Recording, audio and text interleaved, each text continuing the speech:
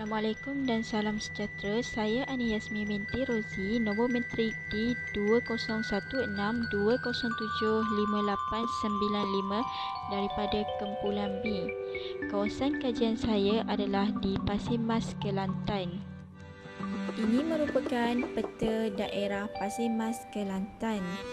Mengikut sejarah kewujudan Pasir Mas, ianya merupakan sebuah penempatan yang telah dibuka oleh Cik Leh Ismail atau lebih dikenali sebagai Cik Leh Tok Pendekar. Beliau telah dipaksa keluar ke Pasir Mas setelah tanahnya di Kota Baru diambil alih oleh Sultan bagi tujuan membina istana. Pada masa itu, terdapat seorang guru agama dari Bacok datang untuk mengajar kelas keagamaan di Pasir Mas. Pasir Mas juga merupakan salah satu daripada 10 jajahan di negeri Kelantan. Ianya terletak di bahagian utara negeri Kelantan, bersepadan pula dengan jajahan Tumpat di sebelah utara, manakala Tanah Merah terletak di sebelah selatan, Sungai Kelantan dan jajahan Kota Baru di sebelah timur, dan jajahan Sungai Golok Thailand di sebelah barat. Kemudian guru agama itu pulang semula ke Bacok setelah selesai mengajar. Tetapi selama beberapa hari setelah kepulangan guru itu, secara tiba-tiba muncul 3 biji mangkuk emas dari dalam semak. Mangkuk itu kemudiannya berpusing membentuk pusar di sekitar semak tersebut. Secara tidak langsung, penduduk yang melihat kejadian itu menjerit, "Mas, mas." Perkataan pasir terbit kerana berdekatan penempatan yang terletak di tebing Sungai Kelantan. Terdapat beberapa longgokan pasir sehingga membentuk padang yang luas. Pasir Mas adalah cantuman daripada perkataan pasir dan juga perkataan mas. 3 elemen utama yang akan dibincangkan di kawasan kajian iaitu yang pertama, ciri fizikal kawasan kajian, latar belakang sosial penduduk dan bagaimana ciri fizikal dan latar belakang sosial penduduk mempengaruhi ekonomi masyarakat. Yang pertama, ciri fizikal kawasan kajian adalah bentuk muka bumi. Bentuk muka bumi adalah mendatar dan kawasan tanah pamah. Cuaca di kawasan kajian adalah sederhana panas, manakala terdapat juga musim monsun timur laut iaitu merupakan musim hujan dan udaranya adalah lembap dan sejuk. Musim monsun timur laut berlaku di kawasan pantai timur, contohnya di kawasan Kelantan, Terengganu dan juga Pahang. Ianya berlaku pada bulan November sehingga pada bulan Mac yang menyebabkan kejadian banjir. Pada tahun 2014, satu banjir besar telah berlaku di kawasan pantai timur. Banjir besar itu telah menyebabkan kemusnahan harta benda penduduk dan juga kehilangan nyawa. Seterusnya, sumber semula jadi yang terdapat di kawasan Pasir Mas adalah seperti sumber air, sumber tanah dan juga sumber hutan. Antara sumber semula jadi yang terdapat di Pasir Mas, Kelantan iaitu yang pertama, Sungai Kelantan.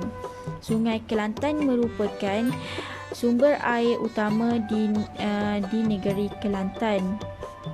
Sumber semula jadi seterusnya iaitu tali air. Tali air adalah menjadi sumber pengairan di kawasan pertanian seperti sawah padi. Sumber semula jadi seterusnya adalah pasir.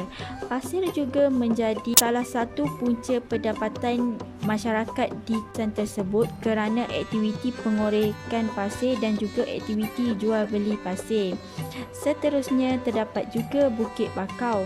Contohnya Bukit Panau yang terletak di sempadan daerah Pasir Mas dan juga sempadan daerah Tanah Merah. Bukit Panau itu menjadi tempat para remaja dan juga penduduk setempat mendaki bukit. Latar belakang sosial penduduk di Pasir Mas, majoritinya terdiri daripada kaum Bumiputera Melayu. yang terdiri daripada pelbagai peringkat umur. Di kawasan Pasir Mas juga terdapat pelbagai pusat, iaitu pusat pendidikan, pusat kesihatan, pusat keselamatan dan juga pusat membeli belah.